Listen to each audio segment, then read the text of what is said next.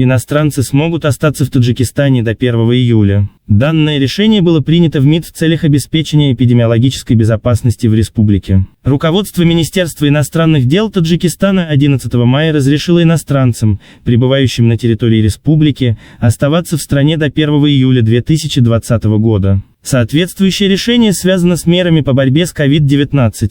Об этом сообщили 11 мая в пресс-офисе МИД. В ведомстве отметили, что данные ограничения распространяются на граждан иностранных государств, а также на лиц без гражданства. В министерстве отметили, что соответствующее решение об отправке иностранцев домой по истечении указанного срока является необходимой мерой в сфере предотвращения дальнейшего распространения коронавируса в республике. Напомним, что в целях обеспечения эпидемиологической безопасности на территории Таджикистана правительство еще 10 апреля ввело ограничения на въезд и выезд иностранных граждан через все пункты пропуска на госгранице республики. По словам чиновников, соответствующий запрет не касается дипломатов, членов их семей, представителей международных организаций и финансовых институтов. Напомним, что первые случаи заражения COVID-19 в Таджикистане были обнаружены 30 апреля. С тех пор в республике был зарегистрирован 661 пациент с коронавирусной инфекцией. Умер от данного заболевания 21 гражданин.